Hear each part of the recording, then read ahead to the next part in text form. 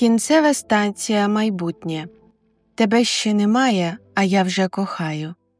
Розділ 1. Чи відчували ви коли-небудь, що ваше життя крутиться по колу? Кожного дня відбуваються ті самі події, а вас оточують одні й ті ж люди. Нічого нового, ніяких змін. Час і простір ніби стискаються навколо. Проектор зламався і постійно показує лише одну картинку. Хочеться щось змінити, вийти з цієї пастки, але реальність не відпускає, бо ж куди ти сам від себе підеш? Я дивлюся на квадратний рот свого керівника, який вкотре повторює моє ім'я і бризкає слиною. «Любо, Любо, ти взагалі мене слухаєш? Чи для кого я все це розповідаю? Та що з тобою відбувається останнім часом?» «Так, я слухаю». Кажу, не в змозі відвести погляд від його рота. Здається, він міг би легко заковтнути велике яблуко, навіть не жуючи. Я просто задумалася. «Коли ти на роботі, то думати не повинна», – видає він фразу, від якої все стає на свої місця. «А вже ж», – розмірковую я, – «в тому й проблема, що тут напружувати мізки не треба, тому все так по-дурному і працює». Прослухавши ще 15 хвилин лекцію про те, як потрібно поводитися на своєму робочому місці та як треба цілувати дупу іншим керівникам, щоб у них складалося добре враження про наш відділ, повертаюся до свого столу. «Звільнив?» – питає колега й за сумісництвом подруга Оля. Вона підходить до мене ближче, дивиться співчутливо, готова підставити своє дружнє плече, втішати й витирати мої сльози. Я хитаю головою і плюхаюся на стілець, який, здається, навіть не поворухнувся від цього. І не дивно. За останні півроку я скинула понад 10 кілограмів. Нервую багато. Колеги жартують, що бояться відкривати вікна, бо мене може вітром винести на вулицю. Маю до кінця дня зробити звіт по продажах за останній місяць. Цікаво коли, якщо вже 5 вечора. «Бідолашна», – співчуває подруга. «Хочеш, я поговорю з босом? Від тебе майже вже нічого не лишилося. Не можна так знущатися з людини». Я хитаю головою. «Лише гірше зробиш», – голосно зітхаю. Зав'язую свої темні кучері в гульку і втуплююся очима в екран лептопа. Треба показати кількість проданих за квартал телескопів, біноклів та додатків до смартфонів, які допомагають розпізнавати об'єкти на нічному небі. Окремо вивести боржників і тих клієнтів, які вже розрахувалися. Через 5 годин, коли всі давно розійшлися по домівках, я нарешті закінчую робити звіт, і мій шлунок стискається від неприємного передчуття. Тепер мене точно звільнять. З 22 клієнтів у списку заплатили лише 3. В мене найгірший рейтинг серед колег. Не вмію я гроші у людей вимагати, просто не виходить. Прикріплюю графік з боржниками до електронного листа керівникові, натискаю на кнопку «Відправити». Потім збираю речі і волочуся на вихід з офісу. До найближчої станції метро 7 хвилин, що зазвичай рахується як досить коротка відстань. Але саме зараз, о 10 годині вечора, це відчувається по-іншому, не так райдужно. Порожня алея, жодної людини навколо. Авто, які пролітають повз, викликають більше занепокоєння, ніж відчуття, що я тут не сама. Провулки витріщаються на мене своїми темними, бездонними очима. З доброго те, що зараз травень, на вулиці порівняно тепло. Можна вже не носити зимовий одяг. І я цьому несказанно рада. Тому зараз і йду, насторожено зиркаючи навколо, в короткій спідниці й майці. Вранці було тепло, і якби не дурне завдання керівника, то не довелося б добиратися додому поночі та ризикувати привернути небажану увагу. Спускаюся східцями до станції. На платформі майже нікого немає. Старий дідусь стоїть неподалік від мене й кашляє. 2 дівчинки-підлітки на іншому кінці платформи щось захоплено обговорюють. Я переводжу погляд на колії. Їхати мені хвилин 15-20, не більше, до станції Героїв Дніпра. А там на мене чекає кіт Лаврентій і відкладене на вечір тістечко для підняття настрою після робочого дня. Від згадки про мого рудасика я всміхаюся. Він, мабуть, дивується, де це забарилася хазяйка і чого його не годують. З нетерпінням чекаю на поїзд. Зазвичай вони ходять регулярно, але зараз, можливо через пізній час, затримка понад 10 хвилин. Я знову дивлюся на годинник.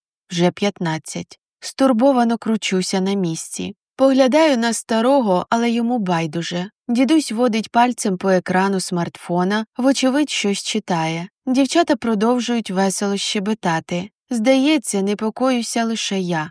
Нарешті чую характерний звук поїзда, який наближається. Він зупиняється, і я пірнаю всередину. Мене накриває дивне відчуття, ніби щось не так. Я дивлюся по сторонах і розумію, що саме.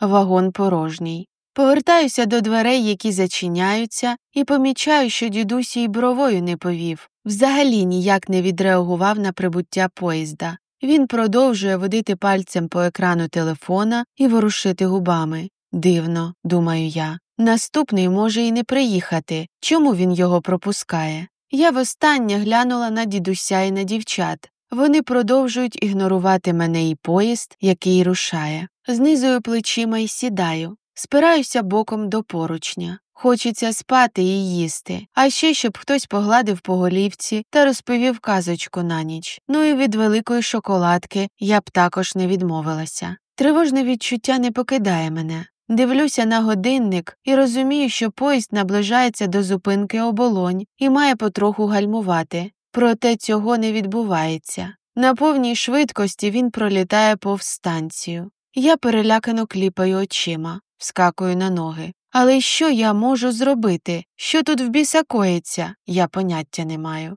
Може, у поїзда не працюють гальма? Таке взагалі буває? Або водій заснув чи відійшов кудись. Це звучить ще більш фантастично. Куди він врешті міг піти з власного поїзда? Ми проносимося повз станцію Мінська, і мій лоб вкривається холодним потом. Що робити? А якщо у водія серцевий напад? Може, там нікого немає поруч? І тепер поїзд мчатиме, поки не вріжеться у кінець тунелю. Що тоді буде зі мною? А може, він не зупиняється, бо тут не мало бути пасажирів? Може, він їхав у депо, чи де вони там стоять вночі, а тут я заскочила? Недарма ж дідусь з дівчатами не зайшли всередину. Тим часом поїзд наближається до станції Героїв Дніпра. Це кінцева і потрібна мені зупинка. Тремтячими руками я беруся за поруччя. Думаю, якщо все-таки зупиниться, миттю вискочу. Однак поїзд проїжджає на повній швидкості й цю станцію. По спині пробігає холод. Невже мені сьогодні судилося померти?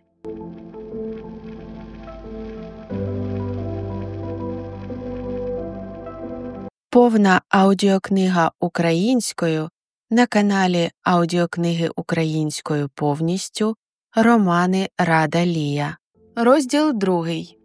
Поїзд заїжджає в темний тунель, не зменшуючи швидкість. Станцій більше немає. Значить, жити мені залишилося кілька хвилин, якщо не менше. І чого я тільки нила на роботі. Та й хрін з ним, з тим звітом. Все ж було добре. З сумом згадую про Лаврентія, який, вірогідно, помре з голоду без мене. Дивлюся на годинник і, здається, фізично чую, як секундна стрілка відбиває удари. В такт до неї б'ється моє серце. Час завмирає. Я заплющую очі і починаю згадувати всі відомі мені молитви. Проходить ще кілька секунд, а я все ще жива. Поїзд зменшує швидкість і все-таки зупиняється. Боюся поворухнутися. Коли розплющую повіки, він знову кудись їде. Але я вже не одна. Навпроти сидить молодий темноволосий чоловік і витріщається на мене. «Що ви тут робите?» – вигукую я ошелешено. «Як ви сюди зайшли?» Він мовчить і дивиться на мене так, ніби побачив привида, а потім відвертається. «Ви що, не розумієте, що я вам кажу?» – розводжу руками у відчаї. «Далі станції немає. Ви що, приїжджий?» «Чому ви так вирішили?» «Я киянин». «Тоді якого біса? І головне, як ви сюди потрапили? На кінцевій зупинці Героїв Дніпра ніхто не заходив». Бо то не кінцева зупинка. Я задумуюся. На слухові галюцинації я ніколи не страждала. Здається, він сказав, що станція Героїв Дніпра не є останньою. Невже я не помітила, як добудували ще одну зупинку? Пробую зайти перевірити з телефона, але інтернет не працює. На протилежній стінці вагона над головою незнайомця висить карта метро. Я встаю на ноги і підходжу ближче. Придивляюся і здивовано відсахуюся. Карта не схожа на ту, яку я пам'ятаю. Після Героїв Дніпра є ще 5 станцій: Березова, Озерна площа, Новотракційна, Синергія і Майбутнє. Це що, жарт? Шепочу про себе. Переводжу погляд на чоловіка, який не зводить з мене своїх красивих зелених очей. Тільки зараз звертаю увагу на те, що він сидить у зимовому дутому пальті. Але ж на дворі травень. Хай не найтепліший у світі, проте носити зимовий одяг в будь-якому разі недоречно. Може, мене розігрують? Я озираюся, сподіваючись побачити колегу Олю чи когось ще, і пояснення, що вони просто хотіли підійняти мені настрій і відвернути увагу від проблем на роботі. Проте в вагоні, крім мене і цього дивака, нікого немає. Або, може, це знімається програма для телебачення? Я підіймаю голову, уважно оглядаю стелю. Проте камер ніде не видно. Чоловік продовжує сидіти, не рухаючись, оглядає мою коротку спідницю і майку. Його погляд мене лякає. Це суміш болю, тривоги, здивування. І, здається, він не може вирішити, хто з нас двох збожеволів. Ігнорую його і повертаюся на своє місце. Знову втуплюю погляд у незнайомця. Ви на якій станції виходите? Майбутнє. А що там? Це ще Київ? «А вже ж», – чоловік усміхається. На станції «Майбутнє» розташовується найбільший у світі центр та лабораторії, які вивчають космос. Тому станція так і називається. А що ви там вночі забули? Я живу в містечку для вчених. Повертаюся додому. А ви звідки? З Контрактової площі, зітхаю я. Послухайте, щось дивне тут відбувається. Насправді немає станції після Героїв Дніпра. І те, що ми продовжуємо кудись їхати, і ви навіть змогли зайти всередину, говорить про те, що або це паралельна реальність, або я потрапила в майбутнє, або просто втратила здоровий глузд. І я схиляюся до третього варіанту, бо ні в паралельній реальності, ні в можливість потрапити у майбутнє не вірю. Справді, чоловік заходиться сміхом, від чого мені стає ніяково. Я обхоплюю обличчя руками, сльози готові политися по щоках. Я панікую, бо не маю жодної ідеї, що робити далі. На мій подив, чоловік більше не сміється з мене, а уважно слухає. «Який зараз рік?» – питає. «2030-й», – кажу тихо, і по виразу його обличчя бачу, що щось не так. «Ні», – він хитає головою. «Зараз 2038 рік. Нові 5 станцій добудували за останні 6 років. Після однієї дуже нехорошої події Україна стала центром розвитку космосу у світі. Не дивно, що ви нічого про них не знаєте. Сотні вчених з різних країн переїхали сюди для досліджень. Тут побудували центр та лабораторії, завезли дуже дороге обладнання. Я витріщаюся на нього. Справді? Україна стала лідером з дослідження космосу? Як це сталося? Не те, щоб я була проти чи не вірила в сили своєї країни. Зміни в кліматі по всій планеті, чоловік зітхнув. Глобальні катастрофи на інших континентах. Тут все було більш стабільно, хоч і стало набагато холодніше, ніж раніше. Тому багато країн захотіли перенести свої лабораторії сюди. Від цієї інформації голова йде кругом. Тим часом потяг зупиняється на станції Озерна площа, але знову ніхто не заходить всередину. Не здається вам дивним, що ми тут з вами лише вдвох? І як взагалі так вийшло, що я потрапила в майбутнє? Мабуть, наклалися 2 ділянки часового полотна. Утворилася діра, яка їх з'єднує. Цей потяг і йшов у моєму часі, а ви сіли на нього і таким чином перейшли з однієї лінії часу до іншої. Він дивиться на мене дуже серйозно, коли розповідає свої фантастичні припущення, і, помовчавши секунду, додає: клімат не просто так змінився. Магнітні поля Землі часом зміщуються. Не набагато, але це могло призвести до утворення так званих кролячих ходів. Господи, яка дурня, думаю я. Хоча його слова й не вкладаються у мене в голові, вони все-таки трішки прояснюють ситуацію і роблять її менш дикою та страшною. А в мене там кіт сам, між іншим, починаю нити я. Хочеться заплакати. Вам тут в майбутньому відомо, хто такі коти? А вже ж. Він хитає головою і дивиться на мене з розумінням. Тут майже в кожному домі зараз є домашній улюбленець. Коли клімат почав змінюватися, люди забирали собі з вулиць всіх, кого могли. Він простягнув мені руку. До речі, я Павло. Раз вже ви застрягли у нас, було б непогано познайомитися. І, можливо, перейдемо на «ти»? Люба, тисну його долоню, яка виявляється теплою, м'якою, приємною на дотик. І від підтвердження того факту, що переді мною сидить звичайна людина, а не якась фантастична примара, мені стає спокійніше. Вагон зупиняється. Оголошується станція новотракційна. Господи, що ж мені робити? Дивлюся на нього розгублено. Куди мені у майбутньому піти, та ще й взимку? Я витріщаюся на його тепле пальто. Думаю про те, що тут, вірогідно, настав льодовиковий період чи щось на кшталт того. Приводжу погляд на своє скромне літнє вбрання, в якому ризикую замерзнути на смерть в снігу, десь біля космічного центру.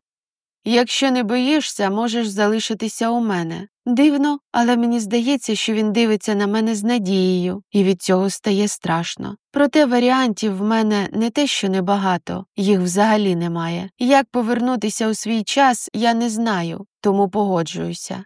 Синергію ми проїжджаємо мовчки. Я відчайдушно намагаюся придумати, що робити далі. До вагона так ніхто і не заходить. Нарешті станція майбутнє. На ватяних ногах йду до дверей, стаю біля виходу. Павло слідує за мною, знімає пальто і накидає його мені на плечі.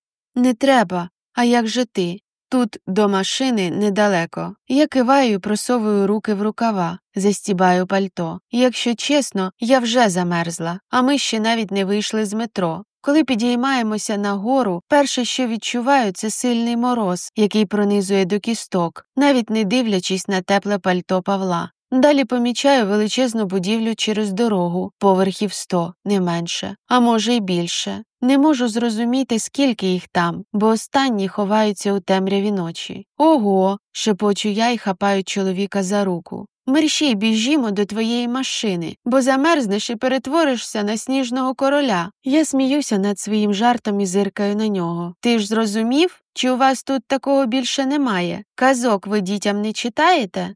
Я зрозумів твою аналогію з казкою про сніжну королеву. Він навіть не посміхнувся. Вийняв з кишені якусь металеву штуку і натиснув на неї. Пролунав пронизливий звук, і за мить в повітрі з'явилася машина чи щось схоже на неї.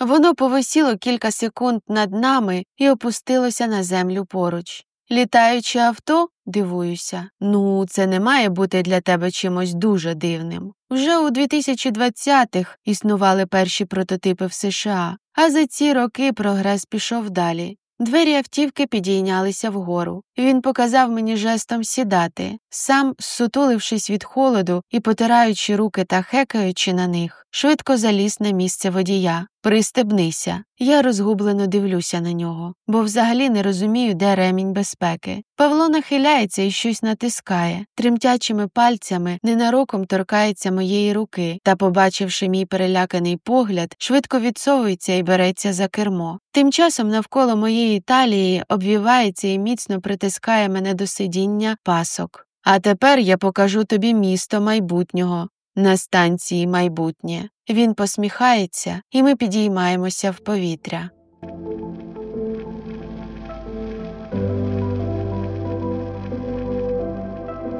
Розділ 3.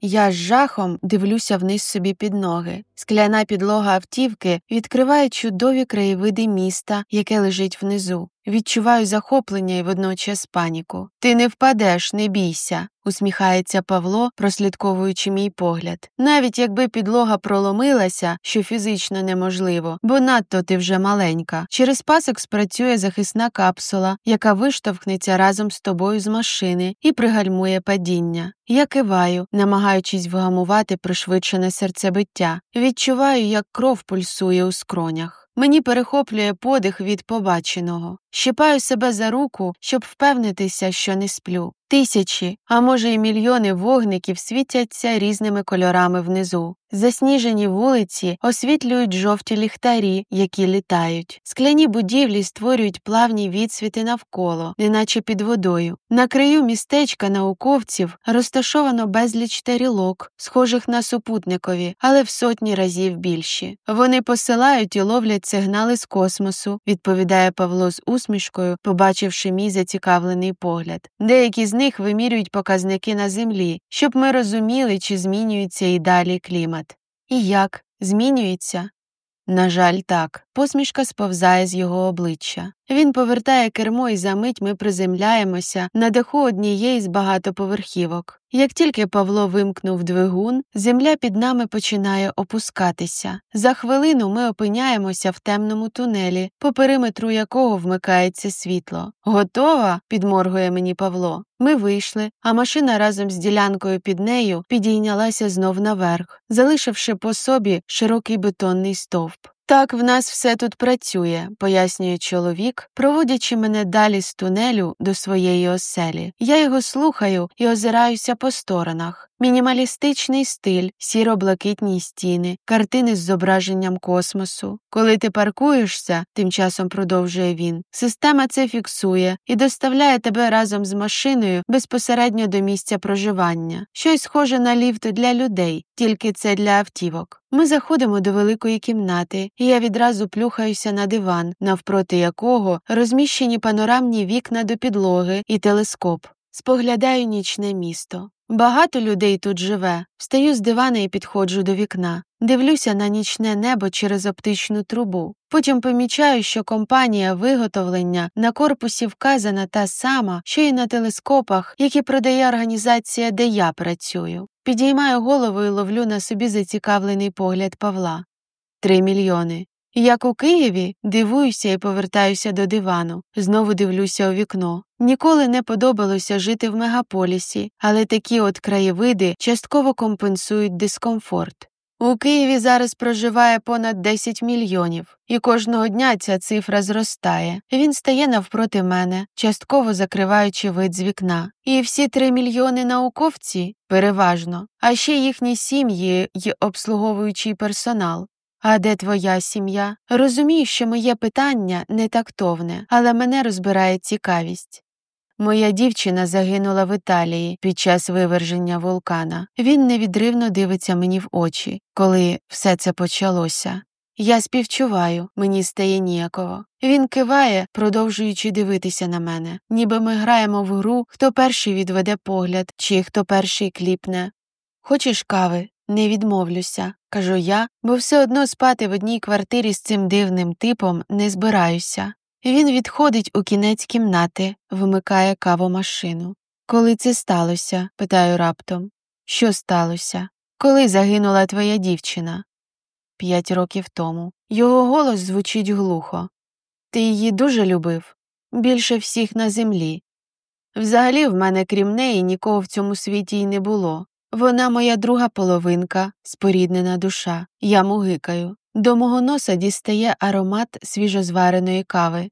А я от в таке не вірю. В що не віриш? Павло підходить і передає мені чашку. У кохання. Думаю, що люди самі це вигадали, щоб жити було цікавіше. Він сміється. Ти повіриш у це пізніше. Просто ще не настав твій час. Ну, не знаю, знизую плечима. Мені вже 25 років. І якщо ще не повірила, то вже цього не відбудеться. Він знову сміється, а потім раптом простягає руку і проводить по моєму волоссю. «Ти що робиш?» Відсахуюся і втискуюся в диван. 100 разів жалкую, що погодилася сюди прийти. Безпечніше було б залишитися у метро. «Пробач», – дивиться він перелякано і відсмикує руку. «Вибач, це автоматично. Я не хотів тебе налякати». Не знаю, що сказати. Цей чоловік викликає в мене досить змішані почуття. З одного боку, він реально дивний. Постійно дивиться на мене, коли думає, що я не бачу. Намагається доторкнутися. З іншого, поруч з ним я все ж не відчуваю реальної загрози. Від нього віє теплом і турботою. Можливо, так з маніяками і буває, я не знаю. Не зустрічала ще жодного до сьогодні. Ми кілька секунд дивимося одне на одного, аж поки раптом я не чую поруч котячого нявчання. Спочатку думаю, що це галюцинації, та коли озираюся, бачу, як до кімнати заходить Лаврентій.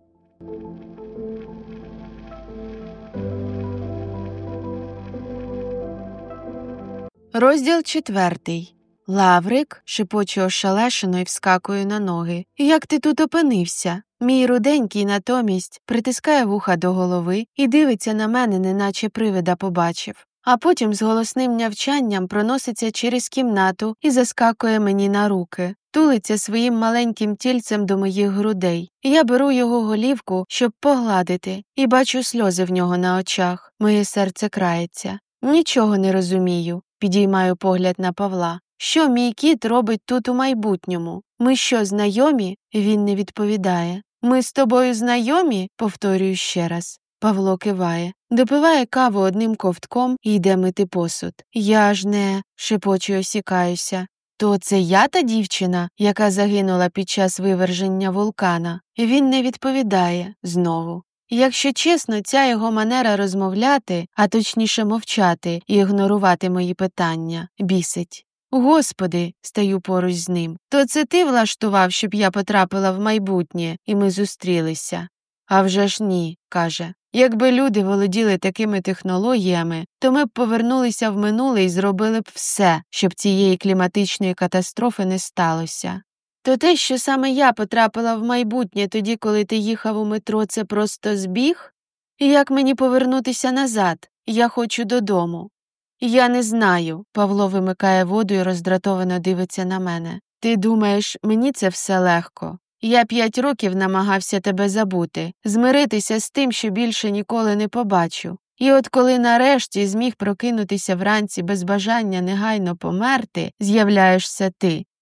Ти мене ще не знаєш. Я це можу зрозуміти. В тебе немає причин зараз хотіти тут залишитися. Але через кілька років у всіх нас вже не буде дому. Ти це розумієш? Зараз травень, але тут вічна зима. І це майже єдине місце, придатне для проживання. Люди не витримують цей холод. Вони будують міста під землею і ризикують ніколи більше не побачити сонця. Планета гине. А в мене не тільки немає дому. В мене більше немає тебе. І коли я дивлюся зараз тобі в очі, моє серце готове розірватися від болю і водночас від щастя. А все, чого бажаєш ти, це піти від мене. Він згинається над столом, тримаючи голову руками, ніби вона зараз може відвалитися, не витримавши всіх цих емоцій. Дивно, але від його слів щось ворухнулося у мене в грудях і почало щеміти. Я торкаюся його плеча.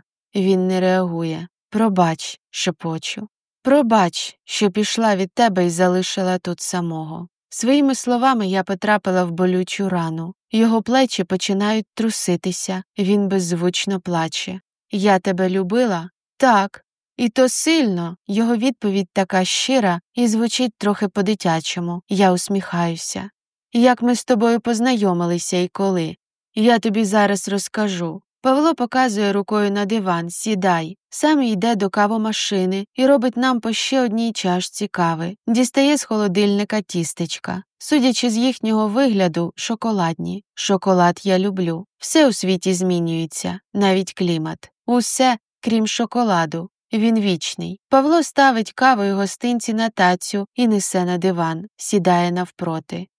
Це був такий самий день, як сьогодні. 2032 рік. Починає свою розповідь. Точніше, вечір. І, звичайно ж, що не такий самий. Тоді все було інакше. Літо було таким, яким має бути літо. Зима тривала кілька місяців, а не вічність. А весна приходила до нас за розкладом. Мені нещодавно виповнилося 32, і я отримав посаду в одній компанії, де мав обслуговувати та ремонтувати техніку. Не аби що, але це була можливість переїхати до Києва. Вони обіцяли, що з часом підвищать до керівника відділу, а якщо все буде добре, то навіть посприяють відкриттю окремого філіалу, яким, звісно, керуватиму я. Я уважно його слухаю, запихаючись тістечком. Павло дивиться на мене з ностальгією у погляді і продовжує. Я повертався з роботи ввечері. В метро було безлюдно, у вагоні порожньо. На Контрактовій площі зайшла ти і сіла навпроти мене. Що? Не витримую я. То я ще 2 роки буду займатися продажем телескопів у тій самій компанії. Чомусь мене це засмутило навіть більше, ніж смерть у майбутньому під час виверження вулкана. Ти навіть не уявляєш, яку доленосну участь зіграють ті телескопи, якими вони виявляться корисними. Так от, продовжує він, ти дивилася на мене дуже уважно, ніби давно знала. Потім почала усміхатися. Пам'ятаю красиву червону сукню, високі підбори, шкіряну куртку. Він мрійливо поглянув у вікно. Я запитав, чи у тебе якесь свято, що ти так одягнена, а ти відповіла, що так, бо сьогодні ти мала зустріти кохання свого життя і що тому чоловікові має сподобатися твоє вбрання. Розумієш? Павло раптом підскакує на місці і підсувається до мене. Ти вже тоді знала, хто я, і те, що ми зустрінемося. Розумієш, що відбулося? Я хитаю головою і насторожено дивлюся на нього, і раптом дійсно усвідомлюю сказане. «Господи!» – шепочу. Тобто, теперішня я потрапила до тебе в майбутнє, де ти розказуєш мені про нас. Потім повернулася до себе в минуле і вже у реальному житті сама познайомилася з тобою у справжньому майбутньому. Він киває головою і дивиться на мене щасливим і трішки божевільним поглядом. І все одно я загинула, навіть знаючи, що це відбудеться. В кімнаті стає тихо. Я не хочу помирати, шепочу. Ти не помреш, вже померла. А якщо все не так, він дивиться на мене, ніби в голову йому прийшла геніальна ідея. Якщо в моєму минулому, а для тебе то майбутнє, ти познайомилася зі мною саме для того, щоб зараз я зустрів тебе і повідомив, що ти загинеш. Тоді у своєму майбутньому, коли знайомитимешся зі мною, ти вже знатимеш про це і зможеш змінити свою долю. Я закочую очі. Надто складно. Ніхто не обіцяв, що буде легко. Петлі часу і реальності можуть бути сформовані з будь-якого боку, не обов'язково в хронологічній послідовності. Якщо ми врахуємо можливість отаких зсувів і накладення полотна часу, то зможемо змінити реальність для нас обох. Кілька секунд ми мовчки дивимося одне на одного. Не знаю, про що думає Павло. Я думаю про те, що якщо в моєму житті можливе таке кохання, в яке я досі не впевнена, що вірю, для якого навіть подорожі у часі не проблема, то я б хотіла його пізнати.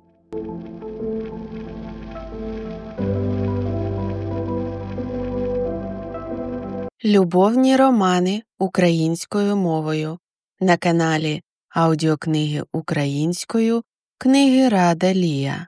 Розділ 5. Ми сидимо на дивані і розглядаємо будівлю на протилежній вулиці. Тисячі вікон світяться у темряві. У кожному вирує своє життя, хороші й погані моменти, сім'ї, діти, кар'єрні досягнення. Чи, зрештою, все це неважливо в умовах льодовикового періоду? Я тебе любила, знову питаю, бо не можу повірити, що мені доступне це почуття. Дуже. Більше за всіх на землі. А ти мене?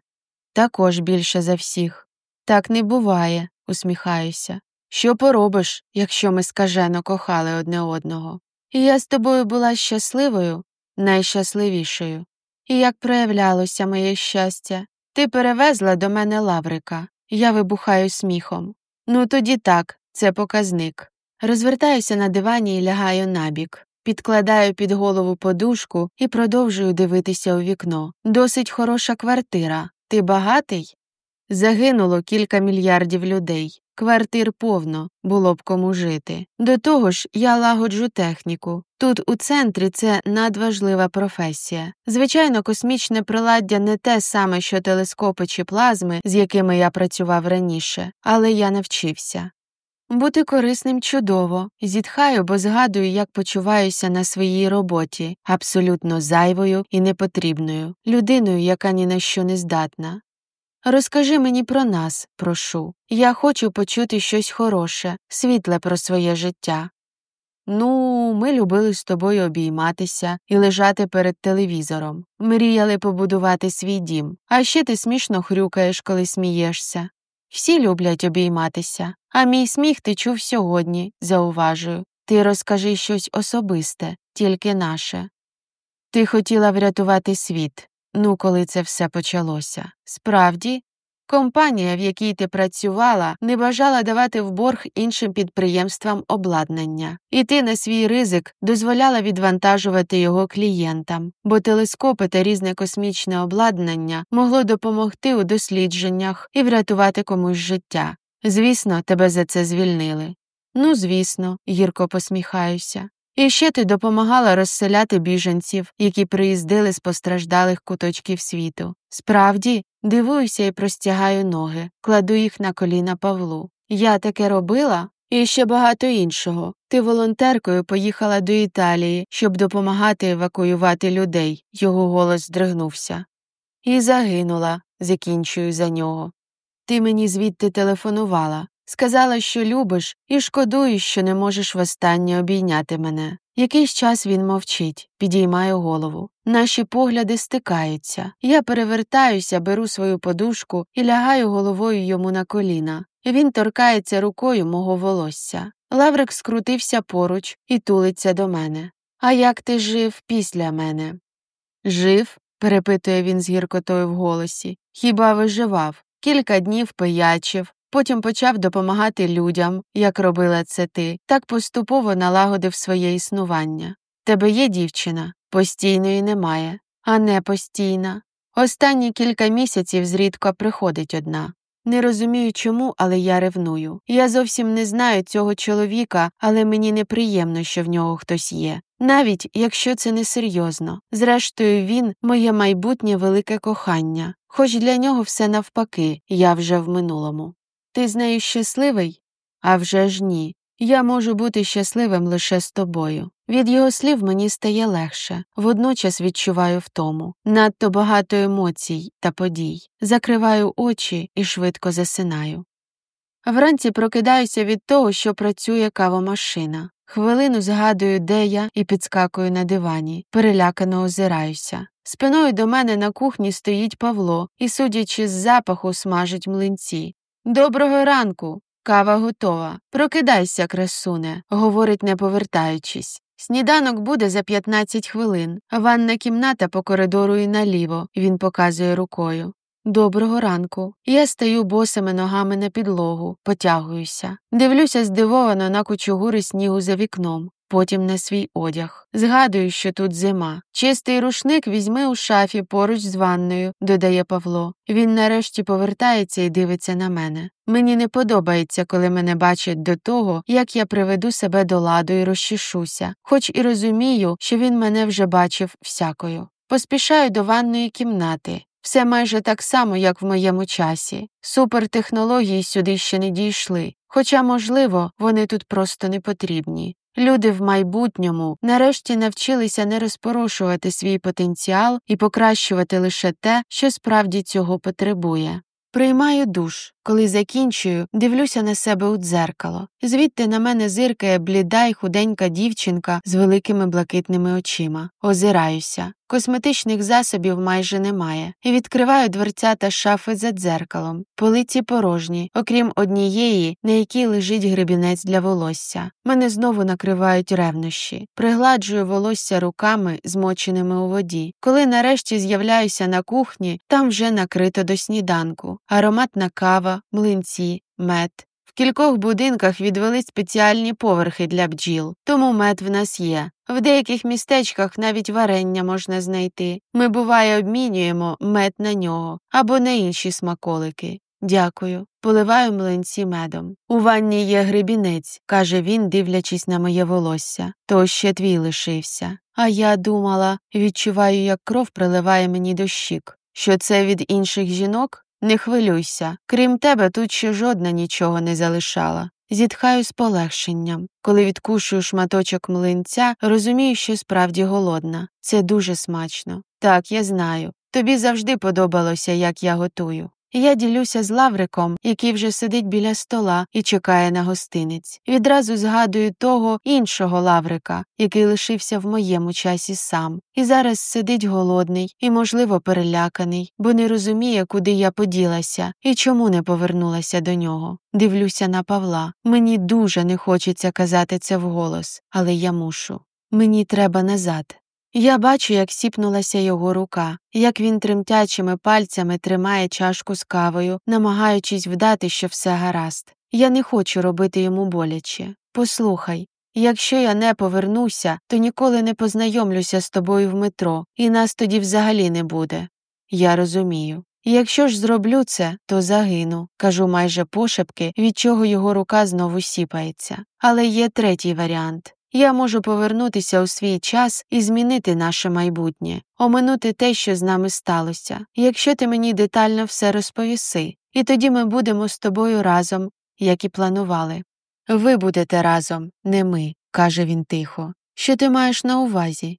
Та Люба, яка була зі мною, вже загинула. Вона ніколи не повернеться. Своє життя я приречений доживати сам, маючи єдину радість в житті – це спогади про неї. Ти ж зміниш іншу гілку реальності, врятуєш іншого мене. Моє серце стискається, я розумію, що він правий. І я познайомлюся з інакшим Павлом, закохаюся в нього, і, можливо, ми проживемо щасливе життя, але цей чоловік зостанеться тут, самотній і нещасний. Ти хочеш, щоб я залишилася?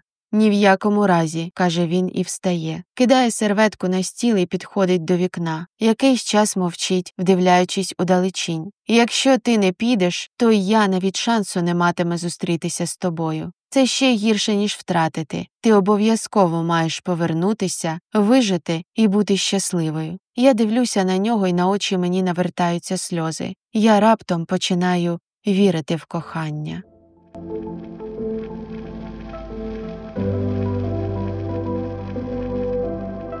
Розділ 6.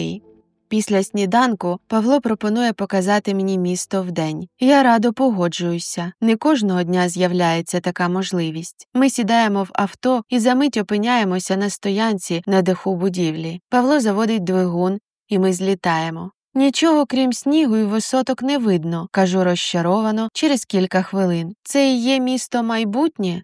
Так, вночі краєвиди кращі, погоджується він зі мною. Після зміни клімату у світі ти нічого іншого й не побачиш. Добре, що просто є осередки, де можуть жити люди. Це поки що все, на що ми можемо розраховувати. Естетика та краса зараз не в пріоритеті. Ми не знаємо, що буде завтра, а тому вдячні хоч за якесь сьогодні. Вибач, кажу винувато. Нічого. Ти з тих часів, коли все було не лише функціонально, а й красиво. Ми ще трохи кружляємо навколо, зустрічаємо кілька таких же автівок, що літають, і нарешті повертаємося до квартири. На обід Павло смажить картоплю. «Пам'ятаю, що любиш», – каже мені. «Де ви вирощуєте її?» «В нас є підземний поверх, там щось по типу теплиці. Навіть овочі бувають, але то рідкість і лише на свята». Коли ми нарешті сідаємо їсти, мені важко ковтати. Стає незручно від уважного погляду Павла. «Вибач, не можу повірити, що обідаю з тобою. Так давно це було». Він відвертається. Розумію, що питання, яке я хочу поставити, ніколи не буде зручним. Тому видихаю і промовляю. Як мені потрапити назад у свій час? Як вибратися звідси? По очах розумію, що роблю йому боляче, але по-іншому не можна. Ми обоє це знаємо. Однозначної відповіді немає, лише теорії. Бо знову ж, якби ми володіли такими технологіями, то багато що б змінили у минулому. І які теорії? Нетерпляче стукаю виделкою по тарілці. Згадай все до дрібниць про той вечір. Що то був за день, о котрій годині ти сіла в поїзд. Можливо, трапилося щось незвичне. Я закочую очі і намагаюся згадати. Розводжу руками. Мені здається, все було як зазвичай. 12 травня. Я вийшла з роботи пізно, здається, о 10-й. Майже безлюдній вулиці. Пам'ятаю, що на небі світив місяць. Я раптом підскакую на стільці. Повний місяць, якщо це важливо. «Все важливо», – зауважує Павло, а я продовжую. Я спустилася у метро. На платформі були лише дідусь і двоє підлітків. Поїзд запізнювався. Але ніхто з них не зайшов всередину. Мені здалося, що вони навіть не помітили його. Я їхала сама у вагоні, аж поки не зайшов ти, Павло задумався. Потрібно максимально повторити ці умови. Все має бути таким самим, як тоді. Я киваю. Думаю, він правий. Завтра й почнемо. А сьогодні відпочинь. Він встає мити посуд, але я зіскакую зі стільця першою і забираю в нього тарілку. Не хочу користуватися добротою чи почуттями цього чоловіка. Мию чашки й думаю про те, що йому, мабуть, невимовно самотньо в цій квартирі з нескінченним снігом за вікном. Я озираюся. Павло сидить на дивані і дивиться на двір. Як я зрозуміла, крім засніженого вдень краєвиду і вогників вночі, тут інших розваг немає. В тебе є книги? В більшості твої лишилися, але я їх перечитав з десяток разів, тож вже не цікаво.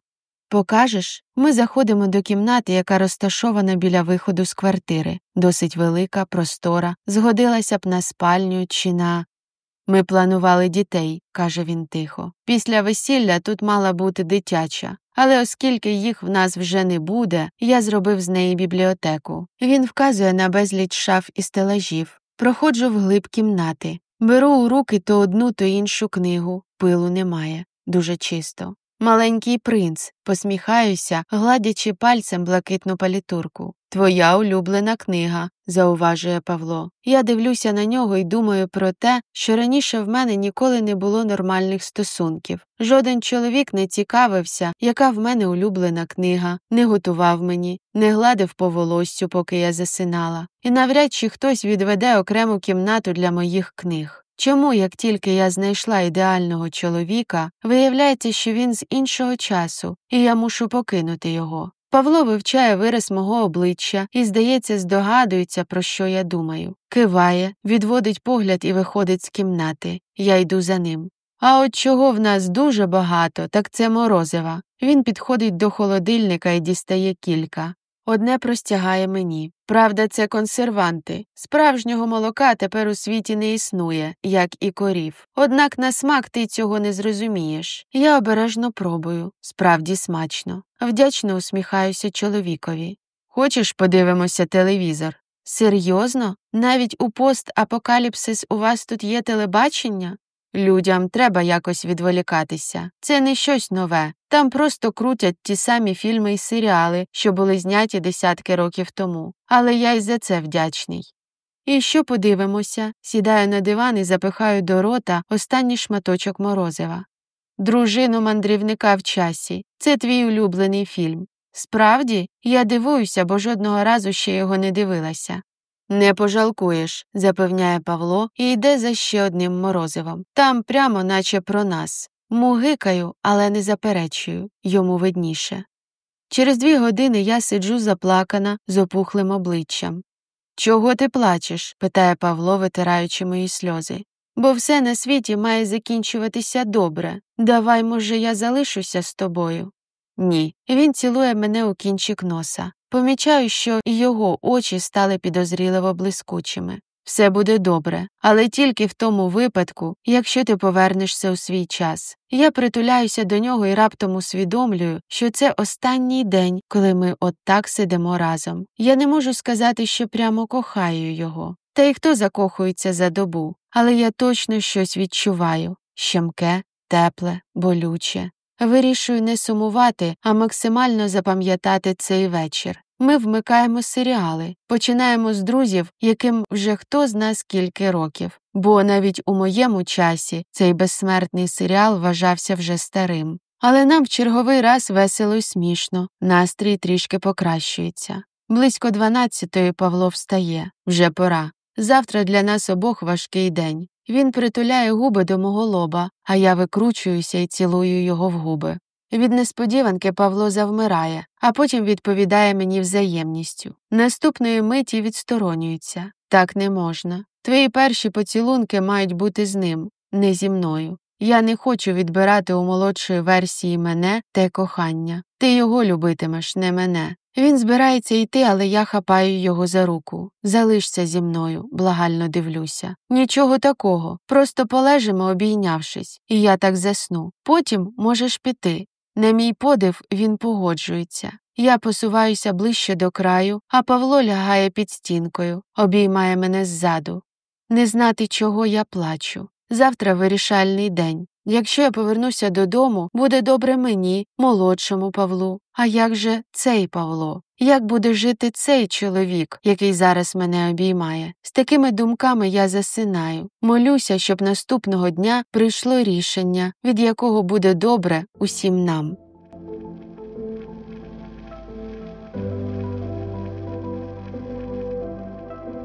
Розділ 7. Наступного ранку я прокидаюся від запаху кави і того, що Павло мене цілує. Здивовано ковтаю повітря, коли він нарешті мене відпускає. Ти знаєш, я подумав, не повертайся у свій час. Не хочу, щоб ти йшла від мене. Його очі блищать, як у божевільного. Він знову цілує мене. І робить це дуже непогано. Я не зупиняю його. Просто мовчу. Це не виглядає як виважене рішення. Розумію, що скоріше за все до вечора він передумає. Беру чашку з кавою у руки і мовчки п'ю. Ми можемо сьогодні також полежати вдвох, обійнявшись. Просто подивимося щось, пропоную. А вже ж, радіє чоловік. А ще я ходив на продуктовий поверх і приніс трохи овочів та ягід для тебе. Ти ж любиш лохину. Не аби що, він зам'явся, але я старався. Мені стає незручно, що заради мене Павло витрачає свій запас продуктів. Скоріше за все, він списав їх з дозволених собі і в майбутньому зіткнеться через це з обмеженнями. Не варто було. Варто, каже впевнено. Ти варта більшого. Павло йде на кухню. Я встаю за ним, але він вкладає мене назад у ліжко. Відпочивай, я сам. Я не пручаюся. Знову вмикаю друзів. Іноді кидаю погляди на спину Павла, який щось смажить. Мені приємно, що чоловік для мене готує. І взагалі так ще ніхто до мене не ставився. Від плити йдуть апетитні аромати. Через якийсь час він приходить з тацею, вмощується поруч.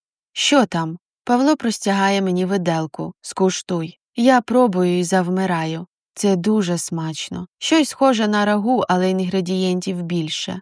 Ми разом дивимося серіал і їмо. Ловлю себе на думці, що вже не ставлюся до нього як до чужої чи малознайомої людини. Мені з ним добре і затишно. На диван заскакує Лаврик і вмощується з іншого боку від мене. Це відчувається як сім'я. Павло встає з дивана і повертається з 2 келихами червоного вина. Це зараз майже єдина доступна радість у житті, каже і простягає мені один з келихів. Я роблю ковток, і по моєму тілу розливається приємне тепло. Подаюся вперед до Павла, і кілька секунд ми цілуємося. Раптом він відсторонюється. Вираз його обличчя змінюється. Любо, збирайся. Ти все-таки маєш повернутися у свій час. Я не сперечаюся, хоча хочеться нагримати на нього і розплакатися. На годиннику вже 8 вечора. Мовчки одягаюся. Послухай, він бере мене за руку. Я бажаю тобі добра і люблю тебе. Мені немає сенсу випроваджувати тебе. Зранку мене накрило почуття страху. Думав, що не зможу без тебе.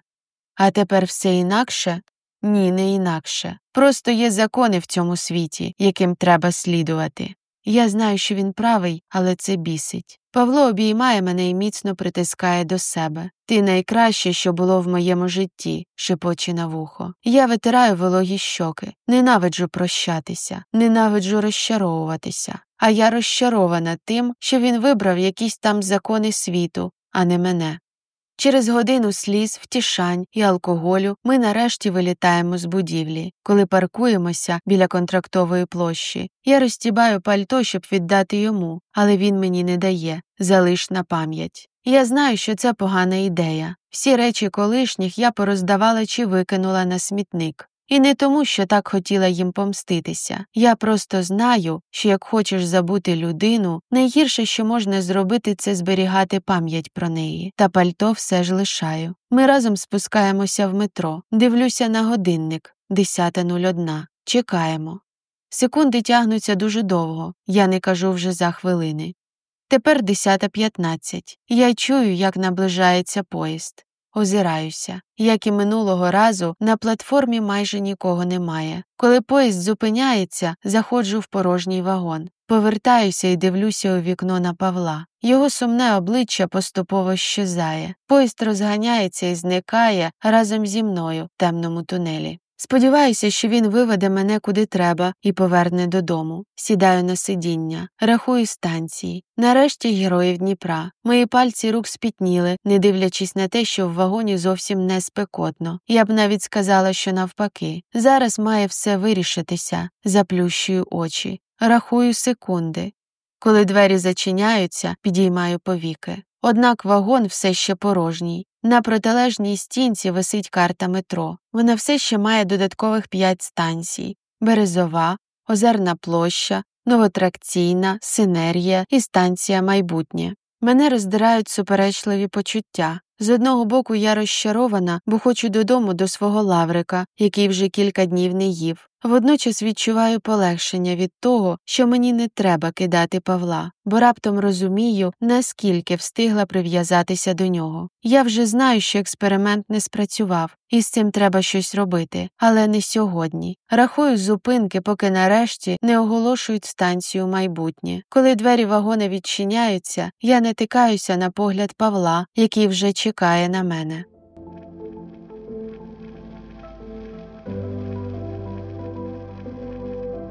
Аудіокниги українською про кохання на каналі Аудіокниги українською книги Рада Лія. Розділ 8.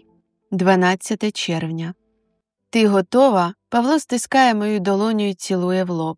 Ми стоїмо в нашій квартирі біля вікна, знову дивимося на зіркове небо. Пройшов рівно місяць з дня, коли я потрапила у майбутнє. За теорією Павла, саме сьогодні має відкритися діра в часі, коли я зможу потрапити додому. Ми сідаємо в машину і за хвилину вже летимо в сторону метро. Я тримаю його теплу долоню, проводжу по ній пальцями. Хочу запам'ятати це відчуття. Як і минулого разу, ми заходимо до метро о 10-й. На платформі порожньо. Коли під'їжджає поїзд, я більше не прошу дозволу залишитися. Цілую Павла і мовчки пірнаю всередину. Молюся, щоб експеримент і цього разу не спрацював. І я вже знаю, що так воно і буде, бо на станції Тараса Шевченка заходить група підлітків і жінка. Цього б не мало бути, якби я сіла в правильний поїзд. На станції Майбутнє, як і минулого разу, мене зустрічає Павло. Як і тоді, він нічого мені не говорить. В його погляді відчувається печаль і водночас радість від того, що я нікуди не ділася. Коли наступний раз, питаю по дорозі до стоянки авто.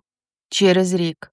12 травня. Якщо в цей день не вийде, то вже не вийде ніколи. Я беру його за руку. Мені легше, бо тепер, як би там не було, в нас буде цілий рік.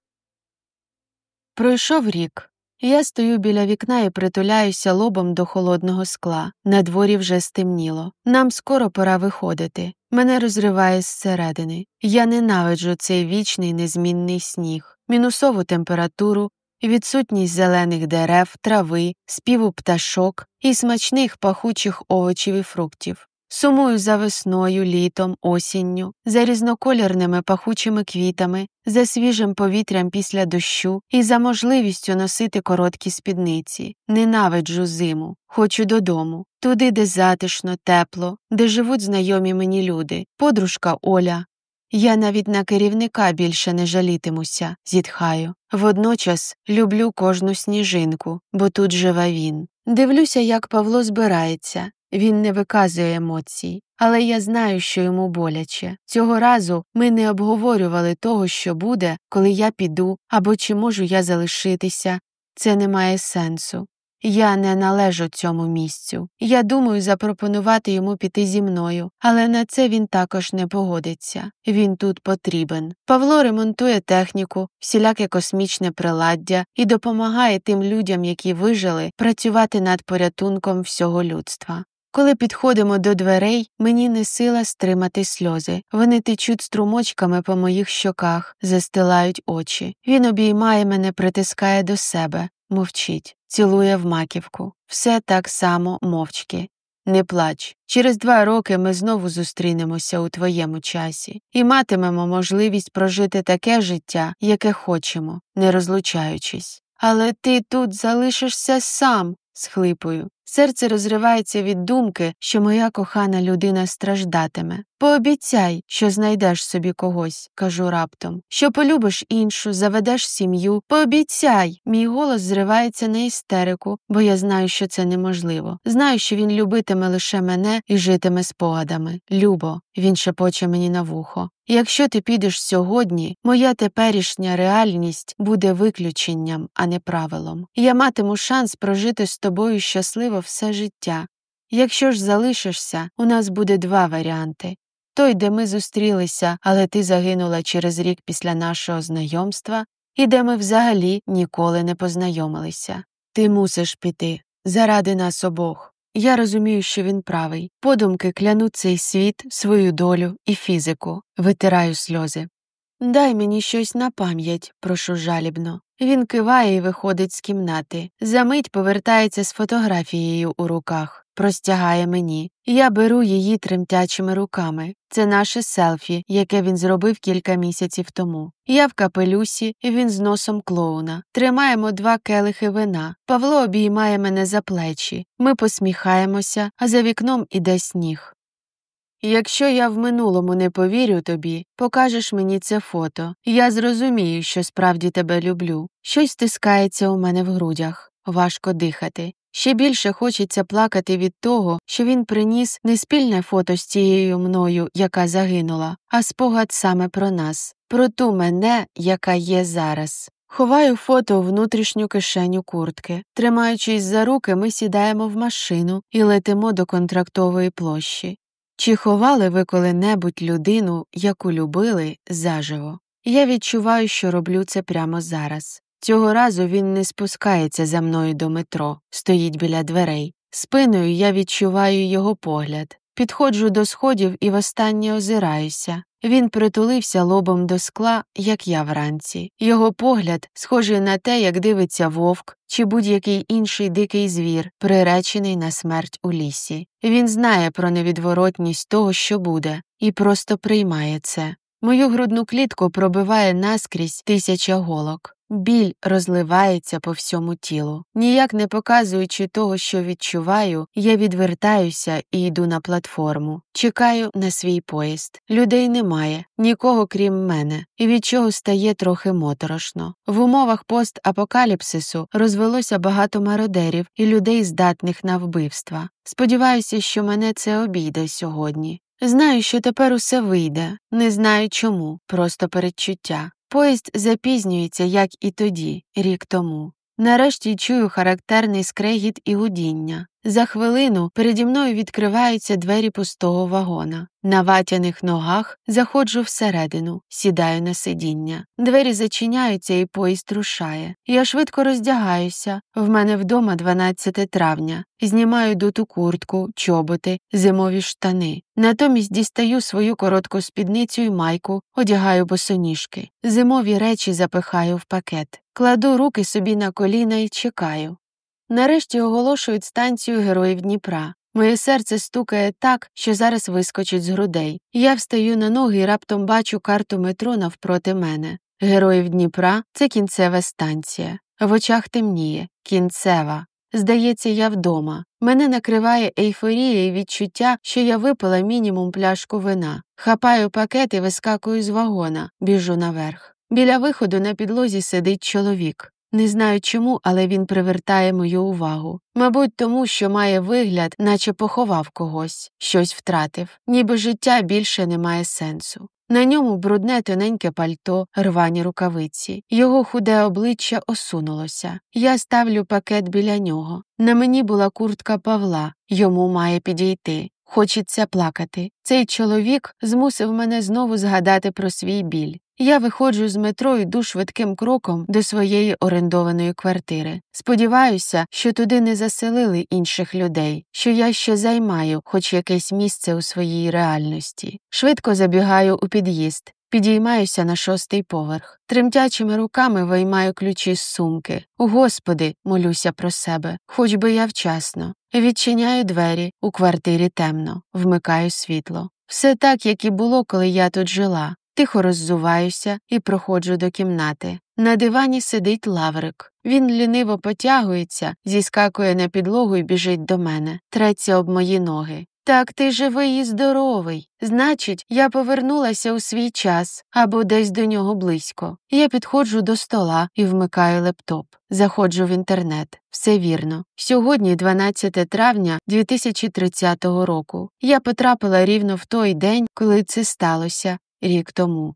Встаю з-за столу, знімаю одяг. Безсила лягаю на диван. Я не можу зараз ні про що думати. Не розумію, що маю відчувати. Це все занадто для мене. Я скористаюся улюбленим правилом Скарлетт з віднесених вітром. Подумаю про це завтра. Притуляюся до лаврика і закриваю очі. Непомітно для себе засинаю. Пройшло 2 роки.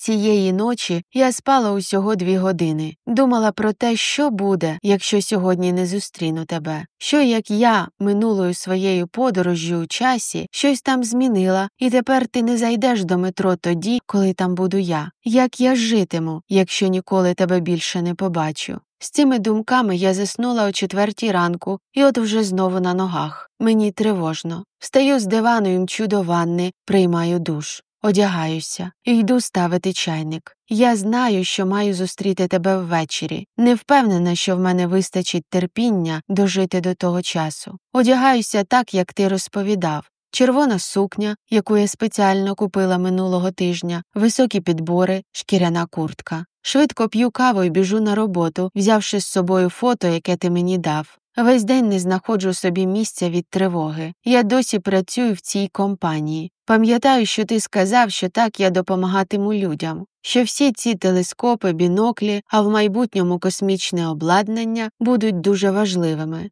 Після повернення не нарікаю на своє керівництво, колег чи людей в цілому. Я взагалі більше ні на що не жаліюся.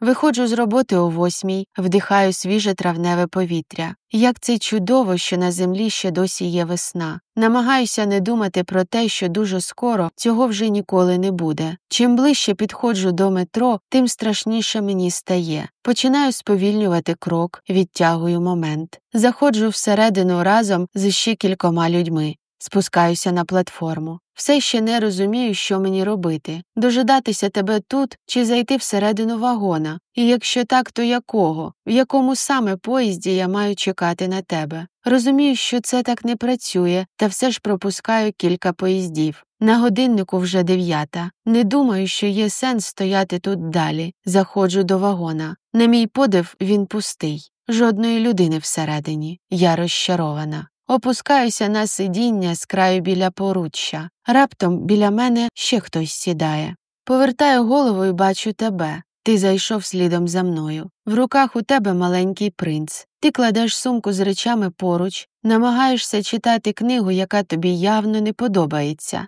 Зводиш брови на переніссі і виглядаєшся в сторінки, ніби намагаєшся уявити собі удава в розрізі. Моє серце вмить стрепенулося і почало битися сильніше. Тільки зараз розумію, як сильно чекала на тебе всі ці роки. Вам не подобається книга? Ти повертаєш до мене голову і раптом посміхаєшся. Абсолютно ні. Не знаю чому, але сьогодні вирішив купити її, та зараз про це жалкую. Шкода, бо це моя улюблена книга. Вона про любов на все життя, про прив'язаність, про відповідальність за тих, кого ви змусили полюбити себе. Як можна змусити когось полюбити себе? Ти не погоджуєшся. Вам видніше, кажу і відвертаюся. У вас якесь свято, що ви так одягнені? Ти продовжуєш розмову. Сьогодні я повинна зустріти кохання свого життя, і йому має сподобатися моє вбрання. Кажу фразу, яку ти згадував 2 роки тому. Потім простягаю тобі наше фото. Ти автоматично його береш і ошелешено дивишся спочатку на фотографію, потім на мене. Цієї миті оголошують станцію Героїв Дніпра. Я встаю і йду на вихід. Виходжу з вагона.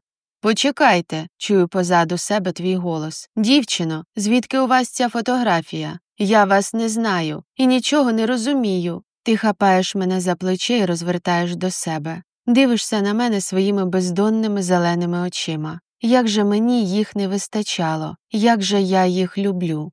Ти її сам зробив у майбутньому, якого ще немає. А ще я – кохання всього твого життя. Ти дав мені це фото як доказ для тебе в минулому, що ти справді мене любиш. Кілька секунд ти дивишся на мене, як на божевільну. Я не з'їхала з глузду, про всілякий випадок кажу. Я чекала зустрічі з тобою 2 роки. Ти вільний зараз розвернутися і піти. Ми більше ніколи не побачимося. Але якщо ти даси мені можливість усе пояснити, я доведу тобі, що це правда. Розвертаюся і виходжу з метро. Ти нас доганяєш. І куди ти зараз прямуєш? Ти не залишила мені ні свого номера телефону, ні адреси.